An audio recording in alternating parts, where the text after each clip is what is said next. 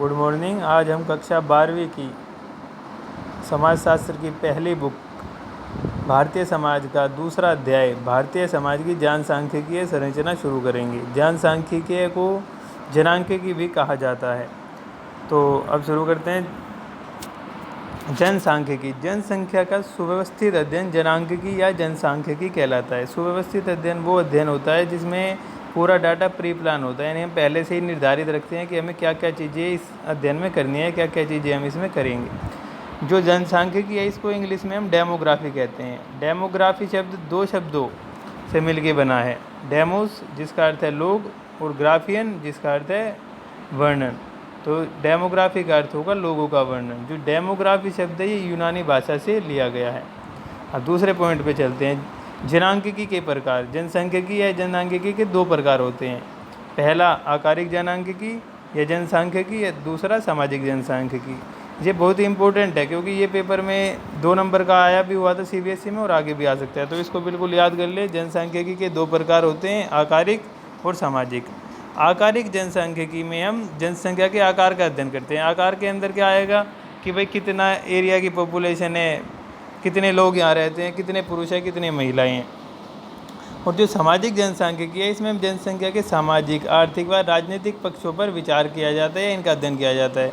सामाजिक जनसांख्यिकी में हम क्या देखते हैं कि भाई समाज में अमीर कितने लोग हैं, गरीब कितने लोग हैं, सामाजिक हो जाएगा। आर्थिक मतलब आर्थिक स्थिति कैसी है लोगों की, और राजनीतिक पक्ष में मतलब कि राजनीति का कितना वर्चस्व उस एरिया में या उनके पास लोगों के पास है।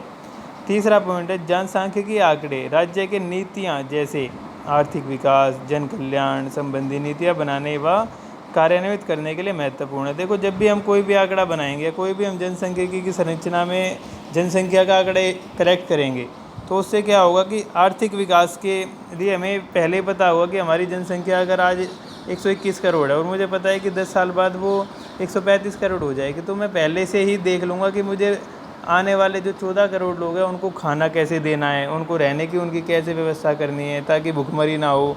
तो जन कल्याण की नीतियाँ कैसे बनानी है ताकि लोगों को रोज़गार समय पे मिल सके, लोग भूखे ना मरे, रोज़गार मिलता रहे, खाना उनको मिलता रहे, उनकी जो बेसिक सुविधाएं हैं वो होती रहे, स्वास्थ्य की सुविधाएं उनको मिलती रहे। अब जो चौथा पॉइंट है ये है थॉमस रॉबर्ट माल्थस का जनसंख्या वृद्धि सिद्धांत। रॉबर्ट माल्थस का जनसंख्या वृद्धि सिद्धांत बहुत ही इम्पोर्टेंट है। 1766 में इनका जन्म हुआ था और 1834 में इनकी मृत्यु हो गई थी। तो रॉबर्ट माल्थस ने जनसंख्या वृद्धि सिद्धांत के बारे में कहा था कि जनसंख्या ज्योमेट्रिक अनुपात में बढ़ती है, यानी जनसंख्या कैसे होगी कि हर बार डबल होती चलेगी। पहले जनसंख्या अगर 2 है, फिर 4 होगी, फिर 8 होगी, फिर 16 होगी, फिर 32 होगी, फिर 64 होगी, और ऐसे ही कंटिन्यू आगे बढ़ती जाएगी। यानी कि पहले जितनी जनसंख्या है उसके मल्टीप्लाई में 2 होता रहेगा। ज्योमेट्रिक अनुपात ये बोला जाता है। 10वीं कक्षा में आपने इसको पढ़ा भी होगा। फिर माल्थस जी कहते हैं कि जो खाद्य उत्पादन में वृद्धि है वो गणितीय यानी समतल रूप से होगी, जैसे 2, 4, 6, 8, 10, अगला 12, 14, यानी जो खाद्य अनुपात है वो धीरे धीरे बढ़ेगा और जो जनसंख्या है वो तेज़ी से बढ़ेगी। जब जनसंख्या तेज़ी से बढ़ेगी और खाद्य उत्पादन कम होगा तो क्या होगा, भुखमरी हो जाएगी। तो माल्थस ने कहा था कि समय के साथ साथ क्या होगा कि जनसंख्या हमारी इतनी बढ़ जाएगी कि लोग दूसरे लोगों को मारने लग जाएंगे, क्योंकि हमारे पास पर्याप्त संसाधन ही नहीं होंगे कि हम लोगों को पूरा भोजन समय पे दे सके या उनको जितनी ज़रूरत है उनकी आवश्यकताओं को हम पूरा कर सके। तो उन्होंने इसलिए कहा है कि इससे जनसंख्या व खाद्य सामग्री में असंतुलन पैदा हो जाएगा। असंतुलन तो हो जाएगा। मान लिया अगर आप देखें दूसरे साल में तो बराबर है, तीसरे साल में हम देखें मतलब तीसरे साल में हम देखते हैं कि जनसंख्या 8 हो गई है और खाद्य उत्पादन 6 का है, तो यानी 2 लोग हैं वो भूखे मरेंगे, भूखे नहीं मरेंगे तो वे 2 लड़ेंगे तो इससे क्या होगा, असंतुलन आ जाएगा, समाज में जो व्यवस्था है वो बिगड़ जाएगी।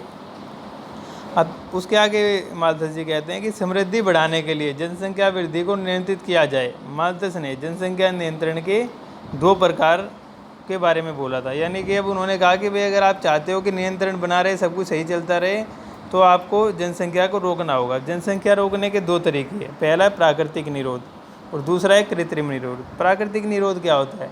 प्रकृति जैसे कि नाम से पता लगता है, प्राकृतिक निरोध में व्यक्ति कुछ नहीं कर सकता, उसके हाथ में कुछ भी नहीं है। अकाल पड़ गया, अकाल पड़ने से क्या हुआ, यानी बहुत बड़ी भूमि पे खाद्य उत्पादन होना था, खराब हो गया, अकाल से लोग मर गए, भूकंप आ गया, करोड़ों लाखों लोग मर जाएंगे, तबाह हो जाएंगे। तो इससे क्या होगा, पॉपुलेशन कम आ जाएगी। कहीं एरिया में बाढ़ आ गई, अब बाढ़ आ गई तो कितने लोग मरेंगे कुछ पता नहीं लगेगा। तो इससे क्या होगा, जनसंख्या का नियंत्रण हो जाएगा। नियंत्रण का मतलब जनसंख्या कम होगी या ग्रोथ कम हो जाएगी। सीधी सी बात है कि जब लोग मरेंगे या उनके पास उनकी जो लाइफ है वो इजी नहीं रहेगी, तो कहीं ना कहीं डिफ़िकल्ट लाइफ में सारे लोग सर्वाइव नहीं कर पाएंगे। बाढ़ आ गई, युद्ध, बीमारी, यानी अगर कोई ऐसी महामारी आ गई, जैसे आप देख ही रहे हो कोरोना महामारी से कितने लोग मर गए हैं, या फिर कोई युद्ध हो गया। अब एक देश का दूसरे देश से युद्ध होगा तो क्या होगा, युद्ध होने से पॉपुलेशन जो सिपाही है वो मरेंगे, दूसरे देश के भी लोग मरेंगे। दूसरा तरीका उन्होंने बताया है कृत्रिम निरोध। कृत्रिम निरोध या अवरोध, इसमें क्या होता है कि मानव का हाथ होता है। प्राकृतिक निरोध में मानव का कोई ज़्यादा हाथ नहीं है, कृत्रिम निरोध में मानव का पूरा हाथ है। जैसे बड़ी उम्र में विवाह, अगर हम पहले देखें तो हमारे जैसे दादा या दादा के पाप मतलब परदादा थे, उनका 10-10, 12-12 साल में विवाह हो जाता था, ज़्यादा बच्चे होते थे। तो बड़ी उम्र में विवाह होगा तो बच्चे कम होंगे क्योंकि लोग समझदार हो जाएंगे। यौन संयम, यौन संयम में क्या है कि भाई हम यौन संयम रखेंगे, ब्रह्मचर्य का पालन करेंगे, यानी कि हम कम से कम बच्चे पैदा करेंगे। अब जो माल्थस के सिद्धांत जो इन्होंने दिया था, इसका विरोध भी किया। इनका विरोध अलग अलग तरीके से अलग अलग लोगों ने किया। आर्थिक वृद्धि जनसंख्या वृद्धि से अधिक हो सकती है, ये बोला गया। जैसा कि यूरोप के देशों में हुआ कि भाई यूरोप के देशों ने कई देशों को गुलाम बना लिया, तो उनके पास जो पैसा था, आर्थिक वृद्धि थी उनकी इतनी ज़्यादा हो गई कि उनको कोई कमी नहीं हुई। गरीब और खाने के लिए इसलिए उनको मरता गया। गरीबी व भुखमरी जनसंख्या वृद्धि के बजाय आर्थिक संसाधनों के असमान वितरण के कारण फैलती है। अब देखो, कहीं भी गरीबी होगी, भुखमरी होगी। अब एक आदमी के पास तो करोड़ों रुपए और दूसरे आदमी के पास खाने के लिए 2 रोटियां भी नहीं है, तो इसका कारण कोई जनसंख्या वृद्धि थोड़ी है। इसका कारण क्या है? यह माल्थस ने कहा कि जनसंख्या असमानता फैलेगी। जब समाज में असमानता होगी तो एक लोग फ़ायदा उठाएंगे और दूसरे लोगों को इसका नुकसान होगा। तो उदारवादी और मार्क्सवादी जो लोग थे वो उन्होंने माल्थस के सिद्धांत की आलोचना की थी। पेपर में पूछा भी जा सकता है कि भाई माल्थस के सिद्धांत की आलोचना किसने की, तो आप उत्तर में लिख देंगे कि उदारवादी व मार्क्सवादी लोगों ने माल्थस के सिद्धांत की आलोचना की। अब 5वें पॉइंट पे चलते हैं, जनसंख्या संक्रमण का सिद्धांत। जनसंख्या संक्रमण का जो सिद्धांत है ये 3 स्तर पे काम करता है। तो अब देखते हैं कौन कौन से वो स्तर हैं। इससे पहले जनसंख्या संक्रमण का थोड़ा डिटेल देख लेते हैं। जनसंख्या वृद्धि आर्थिक विकास के समग्र स्तरों से जुड़ी हुई है। इसका अर्थ है कि जनसंख्या जैसे जैसे आर्थिक विकास होगा तो लोग इतने उन्नत हो जाएंगे तो समझदार हो जाएंगे, तो जनसंख्या वृद्धि कम होगी। यानी जो पढ़े लिखे लोग होंगे, आपने देखा होगा, उनके घर में बच्चे भी कम होंगे, या जो अमीर लोग होंगे उनके घर में बच्चे कम होंगे। जनसंख्या वृद्धि के जो 3 बुनियादी चरण है वो क्या है? पहला चरण क्या होता है? जिसमें समाज पिछड़ा हुआ होता है। इसमें समाज पिछड़ा होगा तकनीकी दृष्टि से, तो जनसंख्या वृद्धि का कम होगी। पहले चरण में क्या है कि समाज पिछड़ा है, जनसंख्या वृद्धि कम है, क्योंकि उच्च जन्म दर होगी और उच्च मृत्यु दर होगी। उच्च मृत्यु दर क्यों होगी? पहली बात, क्योंकि यहाँ पर क्या है कि स्वास्थ्य सुविधाएं नहीं होगी लोगों के पास। जब लोगों के पास स्वास्थ्य सुविधाएं नहीं होगी तो जो मृत्यु दर है वो ज़्यादा होगी। जब अब किसी को बुखार हो जाएगा और उसको दवाई नहीं मिलेगी तो क्या होगा? वो मर भी सकता है। अब दवाई समय से मिलती रहेगी, टीकाकरण होता रहेगा तो वो जिंदा रहेगा। पहले चरण में क्या है? जन्म दर ज़्यादा की होगी। जन्म दर ज़्यादा होने का वहाँ कारण एक ये है क्योंकि वहाँ पे पिछड़ा हुआ समाज है, उनको समझ ही नहीं है कि क्या ठीक है क्या नहीं है। तो वो अपना मनोरंजन का उनके पास कोई साधन नहीं है, तो वो जनसंख्या बढ़ाने के लिए यौन क्रियाएँ करते हैं, जिससे कि जनसंख्या बढ़ जाती है पहले चरण में। दूसरा पॉइंट है जनसंख्या विस्फोट, संक्रमण अवधि में होता है। ये वाली क्या है कि क्योंकि समाज पिछड़ी अवस्था से उन्नत अवस्था में जाता है, इस दौरान जनसंख्या वृद्धि की दरें बहुत ऊंची हो जाती है। ये एक तरीके से आप विकासशील जो देश है उनके लिए आप ये दूसरी अवस्था मान सकते हो। इसमें क्या होता है कि जो समाज है वो तो पिछड़ा हुआ है, पर उसने क्या किया है कि कुछ सुविधाएं जैसे स्वास्थ्य सुविधाएं भी जुटा ली है। तो इस अवस्था में क्या होता है, जो जनसंख्या है, जन्म दर है, वो तो ऊँची रहती है, पर मृत्यु दर कम हो जाती है, क्योंकि समाज अब भी पिछड़ा हुआ है। पर मृत्यु दर क्यों कम हो जाती है? क्योंकि स्वास्थ्य सुविधाएं आ गई हैं और लोगों के पास टेक्नोलॉजी जो है ज़्यादा हो गई है। तीसरी अवस्था या तीसरा चरण होता है विकसित समाज में। इसमें जनसंख्या वृद्धि दर नीचे रहती है, क्योंकि समाज में मृत्यु दर और जन्म दर दोनों ही काफ़ी नीचे होती है, क्योंकि वे समझदार लोग होते हैं, ना तो वे ज़्यादा बच्चे पैदा करने की सोचते हैं, ना ज़्यादा बच्चे पैदा करते हैं, और क्योंकि स्वास्थ्य सुविधाएँ होती है तो लंबी आयु तक वे जिंदा भी रहते हैं। देखो, मेन जो चैप्टर था हमारा यहाँ ख़त्म हो गया है। इसके बाद 1 नंबर या 2 नंबर में जो डेफिनेशन आ सकती है, कोई परिभाषा, किसी शब्द का अर्थ आ सकता है, और ये हमेशा पेपर में आता ही है। 1 या 2 नंबर से अब जो मैं ये बताने वाला हूँ इसको बिल्कुल ध्यान से एक बच्चा सुने, स्क्रीनशॉट लेते रहें ताकि आपको बात समझ में आती रहे, दोबारा आप देख सके, दोबारा इसको पढ़ सके। कुछ भी समझ में ना आए तो आप कमेंट बॉक्स में हमसे पूछ भी सकते हैं। जन्म दर क्या है? 1 वर्ष में प्रति 1000 व्यक्तियों पर जीवित जन्मे बच्चों की संख्या को जन्म दर कहते हैं। यानी कि जितने बच्चे जीवित रहेंगे वही जन्म दर कहलाएगी। कुछ बच्चे ऐसे होते हैं जो जन्म लेते ही मर जाते हैं, तो वो हमारी मृत्यु दर हो जाती है। क्षेत्र विशेष में प्रति 1000 व्यक्तियों में मृत व्यक्तियों की संख्या मृत्यु दर कहलाती है। यानी 1000 व्यक्तियों पे कितने व्यक्ति मर गए 1 साल के अंदर, वो मृत्यु दर में चले जाते हैं। अब मृत्यु दर हमें कैसे पता लगती है?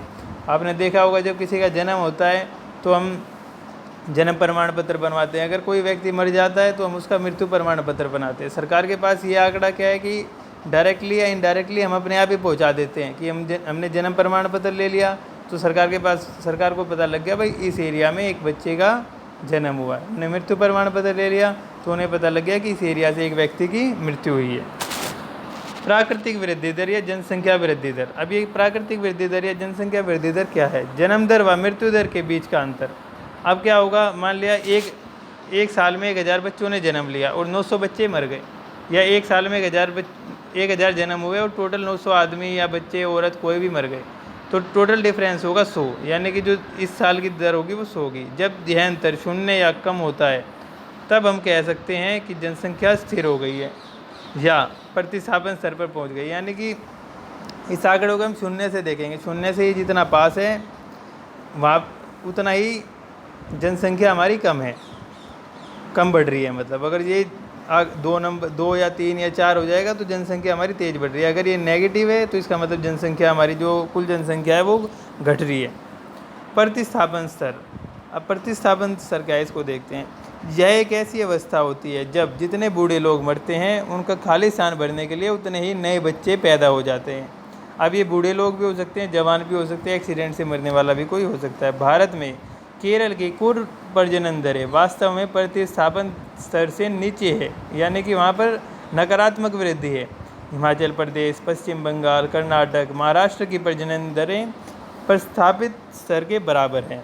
वो जो ज़्यादा जनसंख्या उत्सर्जन कर रहे हैं, जिनमें ज़्यादा जनसंख्या या जहाँ पर जनसंख्या वृद्धि दर ज़्यादा है, ये सबसे इम्पोर्टेंट है। बिहार, उत्तर प्रदेश, राजस्थान, मध्य प्रदेश ऐसे राज्य है जो प्रतिस्थापन स्तर से ऊपर है। यानी कि इनका जो प्रतिस्थापन स्तर है वो 2+2 से ज़्यादा है। इसमें क्या है कि बहुत तेज़ी से जनसंख्या इन राज्यों में बढ़ रही है।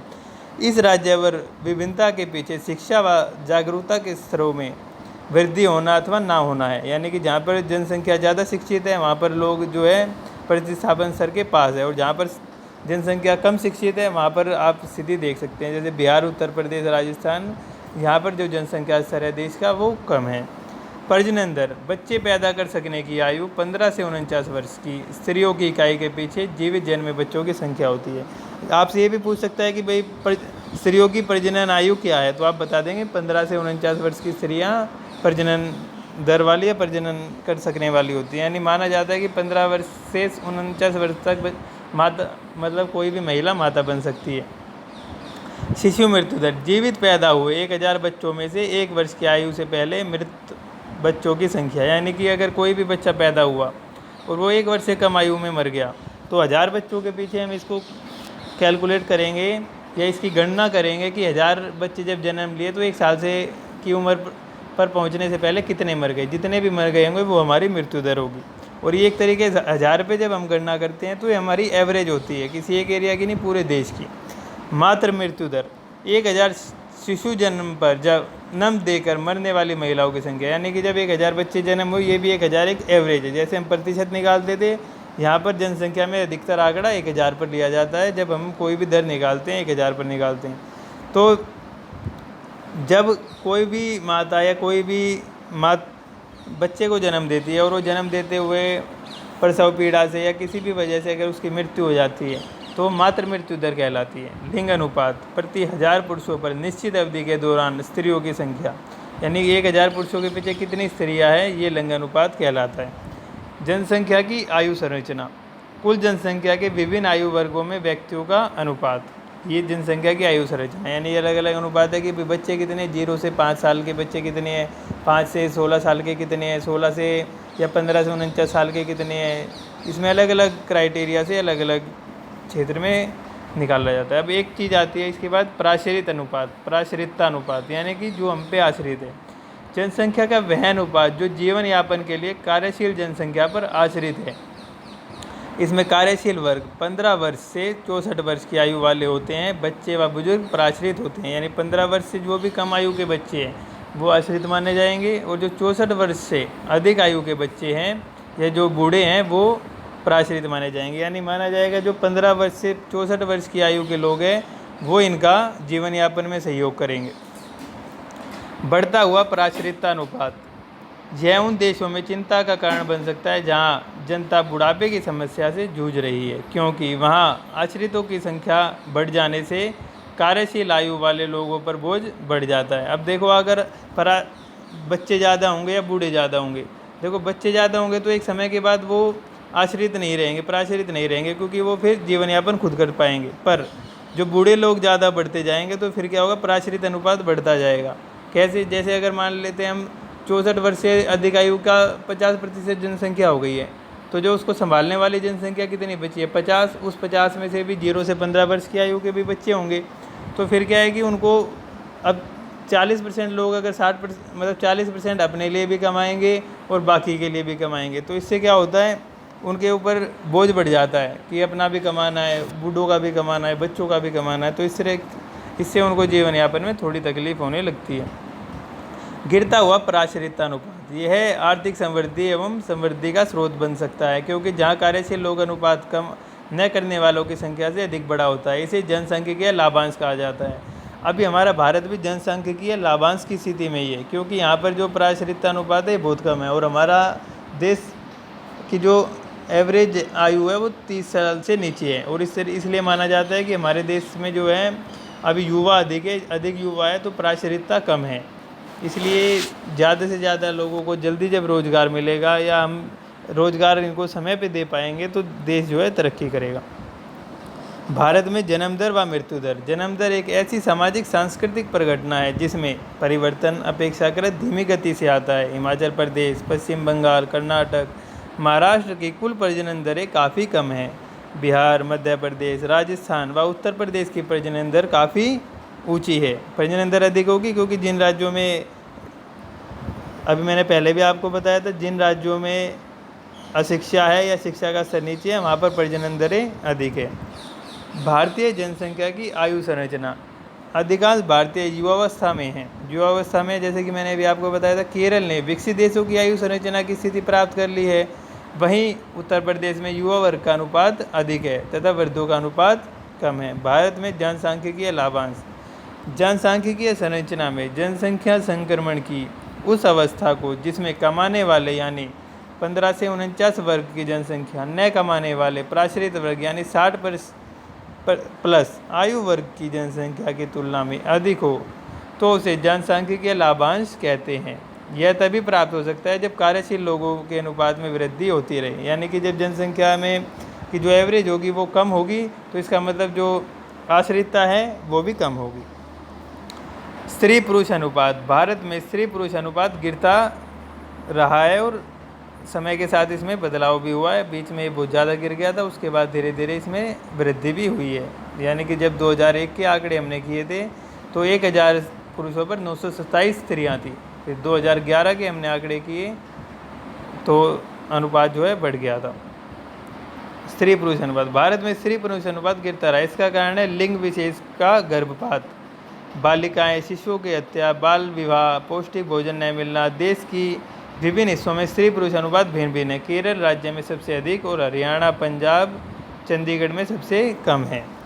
अब स्त्री पुरुष अनुपात के कम होने का क्या कारण है? भारत की स्थिति में मैं ये बात आपको बता रहा हूँ कि भारत में स्त्री पुरुष अनुपात का क्या है कि लोग चाहते हैं कि भाई उन्हें लड़का हो, और फिर अगर महिलाएं हैं तो वो गर्भपात करा लेते हैं। यानी अगर शिशु है, बालिका शिशु है, तो उसका गर्भपात करा लेंगे चेक करा के। हालांकि ये बिल्कुल इलीगल है, फिर भी लोग ऐसा करते हैं। बालिका शिशुओं की हत्या कर देते हैं पैदा होने के बाद। बाल विवाह और बच्चों का जल्दी विवाह कर देते हैं, जिससे उनकी मृत्यु कभी कभी हो जाती है। और पौष्टिक भोजन नहीं मिलना, क्योंकि हमारे देश में जो पौष्टिक भोजन है वो भी लोगों को नहीं मिल पाता, गरीबी के कारण लोगों को पता नहीं होता, शिक्षा के कारण, कि बच्चों को क्या भोजन देना है, कब देना है और कितना देना है। जन घनत्व, अब 10वें पॉइंट पे मैं आ गया हूँ।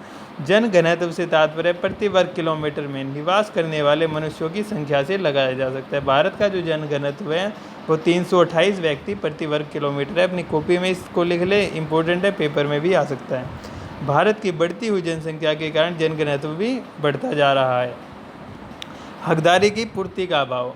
अमर्त्य सेन, ये बहुत बड़े इकोनॉमिक्स है, अर्थशास्त्री है, एवं अनेक विद्वानों ने दर्शाया है कि अकाल अनाज के उत्पादन में गिरावट आने के कारण ही नहीं, अपितु हकदारी की पूर्ति का अभाव या भोजन खरीदने या किसी तरह से प्राप्त करने की लोगों की अक्षमता के कारण भी अकाल पड़ते रहे हैं। इसलिए सरकार ने भूख और भुखमरी के समस्या के समाधान के लिए राष्ट्रीय ग्रामीण गारंटी अधिनियम नाम का एक कानून बनाया था, जिसका नाम बाद में बदल के मनरेगा कर दिया गया था। नरेगा नाम था, इसको बाद में चेंज करके मनरेगा कर दिया था। महात्मा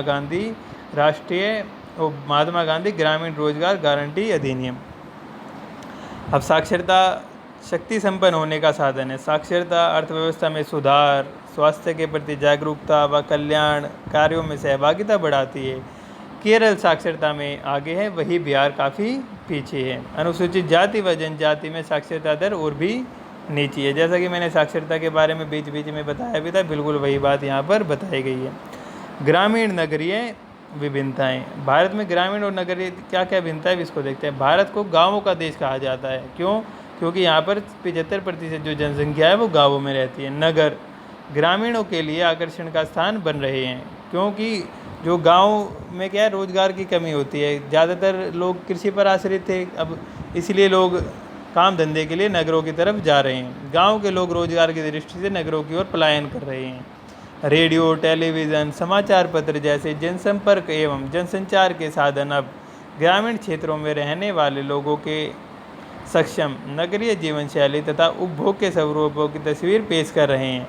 परिणाम स्वरूप दूर दराज के लोग में रहने वाले लोग नगरीय तड़क भड़क और सुख सुविधाओं से सुपरिचित हो जाते हैं। उनमें भी वैसा ही उपभोगपूर्ण जीवन जीने की लालसा उत्पन्न होने लगती है। जब हम देखते हैं कि हमारे आसपास जैसा हम देखते हैं वैसा ही हम जीवन यापन करना चाहते हैं, इसलिए जो ग्रामीण लोग हैं वे भी अब एडवांस टेक्नोलॉजी की तरफ या उन्नत तकनीक की तरफ जाने की कोशिश करते हैं, ताकि उन्हें अधिक से अधिक लाभ, मतलब वो अधिक से अधिक जो टेक्नोलॉजी का है लाभ ले सके। राष्ट्रीय परिवार नियोजन कार्यक्रम इसलिए शुरू किया गया था कि जनसंख्या वृद्धि पर नियंत्रण किया जा सके। अब ये एक अलग पॉइंट होना चाहिए था, पर ये इसमें जोड़ा गया है। राष्ट्रीय परिवार नियोजन कार्यक्रम को बिल्कुल अलग तरीके से समझे, ग्रामीण नगरीय विभिन्नता से इसका कोई संबंध नहीं है। जनसंख्या वृद्धि नियंत्रण किया जा सके, इसमें जन्म नियंत्रण के विभिन्न उपाय अपनाए गए। पुरुषों के लिए नसबंदी की गई और महिलाओं के लिए नलिकाबंदी। इससे क्या होता है कि नसबंदी और नलिकाबंदी करने से जनसंख्या नियंत्रण हो जाता है और बच्चे पैदा, अगर पुरुष ने नसबंदी करा ली है तो वो बच्चे पैदा करने में असक्षम रहेगा, और महिला ने करा ली है तो भी वो बच्चे पैदा करने में असक्षम रहेगी। राष्ट्रीय आपातकाल में 1975-76 में जब परिवार नियोजन कार्यक्रम को गहरा धक्का लगा, इसमें क्या किया गया था, 1975-76 के आपातकाल के समय लोगों की ज़बरदस्ती नसबंदी करा दी गई थी, जिससे कि लोगों को बहुत बुरा लगा और फिर इससे स्थिति जो है असामान्य हो गई थी। नई सरकार ने इसे राष्ट्रीय परिवार कल्याण कार्यक्रम का नाम दिया। बाद में जब नई सरकार आई वीपी सिंह की, तो उन्होंने इसका नाम बदलकर राष्ट्रीय परिवार कल्याण कार्यक्रम रख दिया। इसमें और कई दिशा निर्देश इसके लिए बनाए गए। भारत सरकार अब भी हमारे दो के लिए काम कर रही है। अब देखते हैं कब ये कानून बनेगा और कब ये पास होगा। इस कार्यक्रम के उद्देश्य मोटे तौर पर समान रहे हैं। अब इस जो कार्यक्रम जिसकी मैंने अभी बात की आपसे, परिवार नियोजन की, या जिसका नाम बाद में राष्ट्रीय परिवार कल्याण कार्यक्रम हो गया था, इसमें क्या है, जनसंख्या से वृद्धि की दर और स्वरूप को प्रभावित करके सामाजिक दृष्टि से वांछनीय दिशा की ओर ले जाने का प्रयत्न करना। अधिकतर गरीबी और शक्तिहीन लोगों को भारी संख्या में जोर जबरदस्ती से वैद्यकरण किया गया। वैद्यकरण मतलब नसबंदी की गई और सरकारी कर्मचारियों पर भारी दबाव डाला गया कि वे लोगों का वैद्यकरण के लिए आयोजित शिविरों में वैद्यकरण के लिए ले जाएं। इस कार्यक्रम का जनता में व्यापक रूप से विरोध हुआ। ये मैंने आपको पहले ही बता दिया था। 14वां पॉइंट है जो भारत की जनगणना हुई है 2011 में, इसके बारे में देखते हैं। स्त्री पुरुष अनुपात 943/1000 पर। सर्वाधिक जनसंख्या वाला राज्य उत्तर प्रदेश है, ये इंपॉर्टेंट है, बिल्कुल आ सकता है। न्यूनतम जनसंख्या वाला राज्य या प्रदेश सिक्किम है अधिकतम मातृत्व मृत्यु दर वाला राज्य है, जहाँ सबसे अधिक मृत्यु दर है। जो सबसे ज़्यादा जनसंख्या वाला राज्य है वही मातृ मृत्यु दर में अधिक है उत्तर प्रदेश, क्योंकि यहाँ अशिक्षा भी ज़्यादा है। न्यूनतम मातृ मृत्यु दर वाला राज्य केरल, क्योंकि यहाँ शिक्षा का स्तर भी काफ़ी अच्छा है। सर्वाधिक राज्य मृत्यु दर वाला राज्य शिशु मृत्यु दर वाला राज्य मध्य प्रदेश और न्यूनतम शिशु मृत्यु दर वाला राज्य मणिपुर है। साक्षरता पुरुषों की हमारी 80.9% है और महिलाओं की हमारी 64.6% है। यह 64.6% है। और सबसे बड़ा जो राज्य है क्षेत्रफल की दृष्टि से वो राजस्थान है और सबसे छोटा राज्य गोवा है। आशा करता हूँ कि आपको आज का वीडियो समझ आ गया होगा, चैप्टर समझ आ गया होगा। अगर आपको ये वीडियो पसंद आई तो हमारे चैनल को लाइक करें, सब्सक्राइब करें और शेयर करें। धन्यवाद।